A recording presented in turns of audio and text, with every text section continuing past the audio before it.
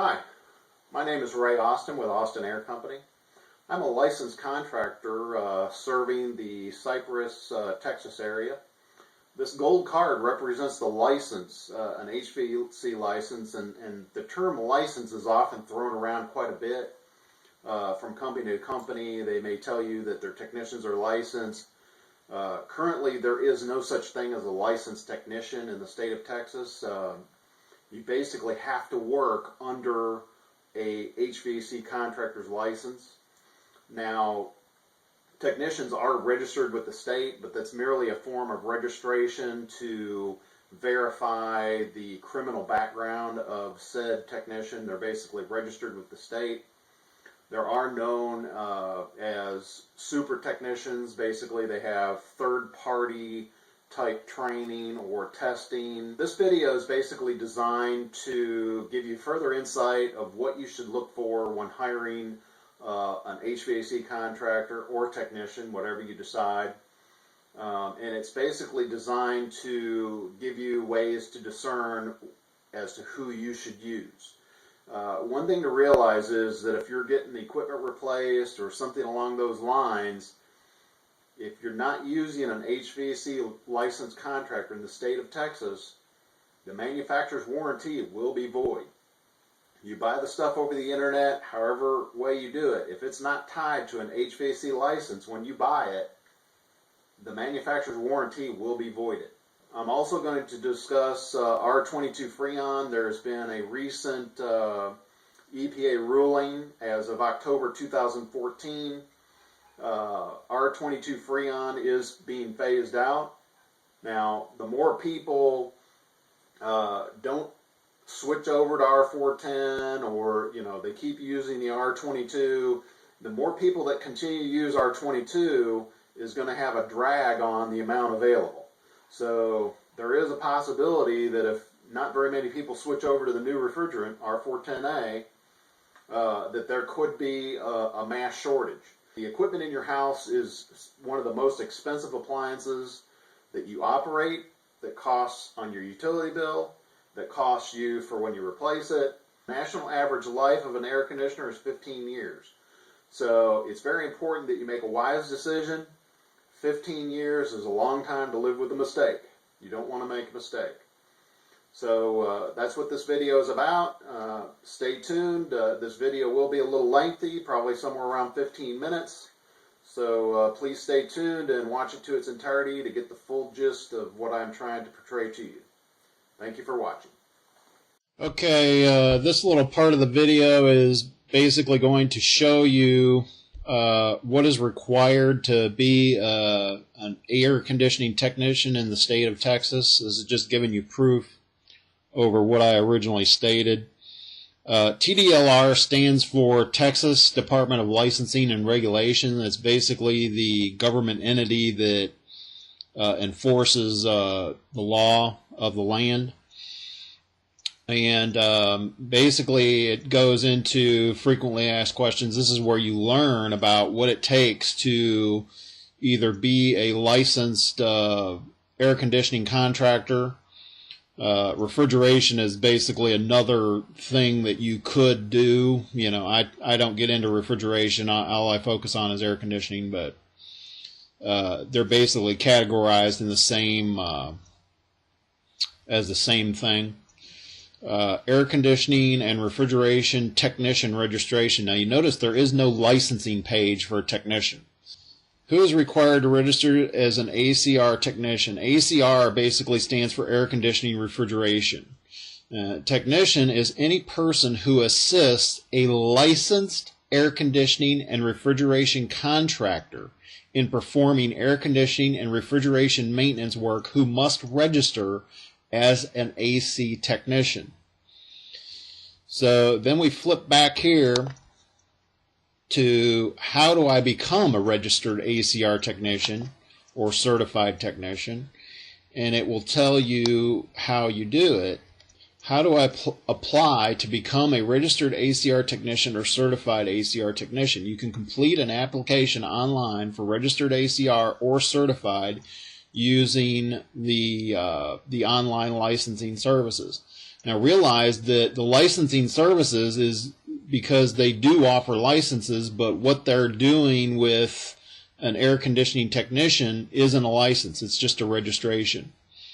You may also apply by submitting a completed paper application and the required fee. How much does it cost to register? For registered ACR technician, the application fee is $20. For a certified ACR technician, the application fee is $35. Now, you can see that they're just collecting fees. It's a way for them to collect fees, and basically it's more or less really nothing more than an overview of a criminal background check, because basically you fill out the application. It has to do with listing of whether you've been charged with a felony, misdemeanor, so on and so forth. So it's an elaborate way of the state to ensure that if someone's working as a technician, that they're registered with the state. But there is no requirements as far as testing or along those lines unless you become a certified air conditioning technician, and then you do an exam. You can see here, do I have to pass an exam to become a registered AC technician? No, an exam is not required to become a registered AC technician. A registered AC technician who has passed a qualified exam may obtain TDLR certification to become a certified ACR technician. And then they list qualifying exams as to what you can take. Probably the most popular that you'll come across is NATE, which is North American Technician Excellence. I am certified in both repair and installations through NATE. That's probably one of the most popular ones that you'll come across. Now, with that said, if we go back here to what it takes to get a contractor's license, you'll see a vast difference in what is required. How do I apply for an air conditioning refrigeration contractor's license? There's basically qualifications that you must possess. You got to submit a completed application and a $115 fee. That's the first step.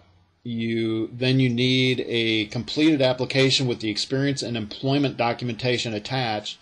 The license requirements are to provide 48 months of practical experience in air conditioning and refrigeration related work under the supervision of a licensed air conditioning and refrigeration contractor in the preceding 72 months. That's just the beginning. That's just the beginning of part of it. Then you've got to take an exam. You've got to be at least 18 years old, obviously.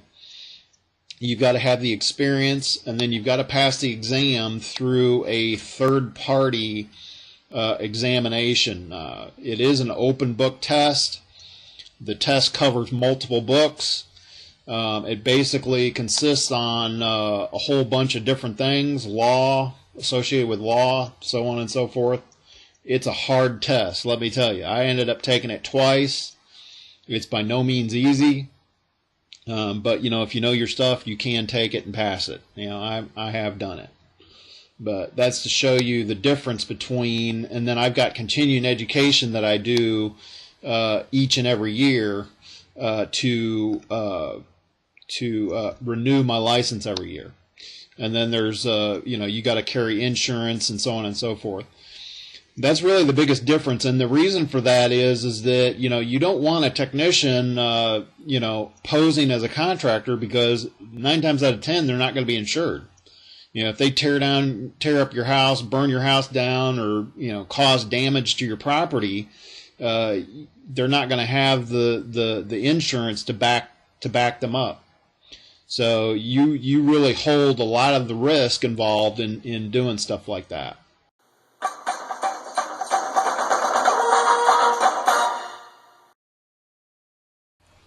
Hello class, my name is Professor Hot Stuff. Please solve the following math problem.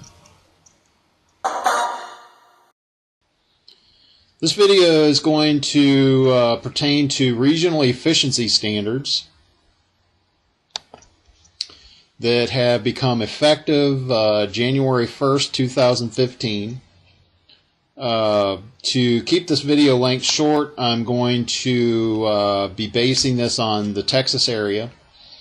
It's what applies to you depends on where you live.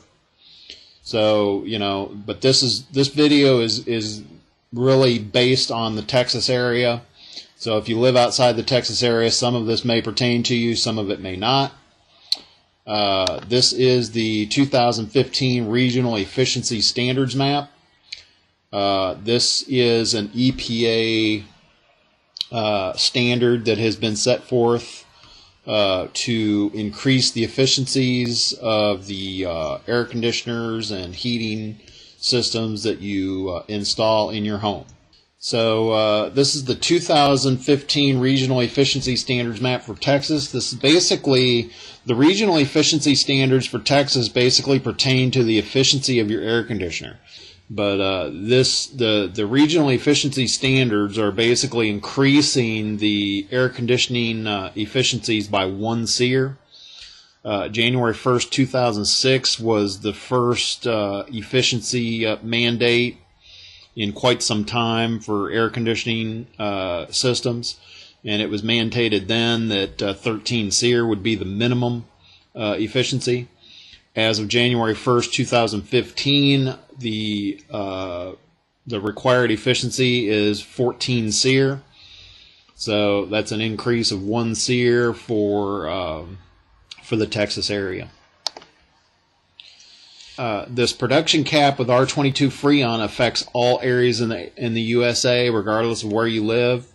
This chart here basically shows where we have been over the past since 2011 as far as the production of R22 Freon. It shows back in 2011 that they had 100 million pounds of R22 Freon that was produced in 2011. And as of 2015, that production rate is going to drop to a recently EPA final ruling of 22 million pounds. The EPA estimated demand is somewhere around 100 million pounds. Inventory is estimated, guessed, they really don't know. But they estimate that there's 99 million pounds in inventory. So the more people that continue to use R22 Freon will result in scarcity. If you don't convert over, you're looking at paying a significant amount. There is nothing within the law that tells you that you have to switch over.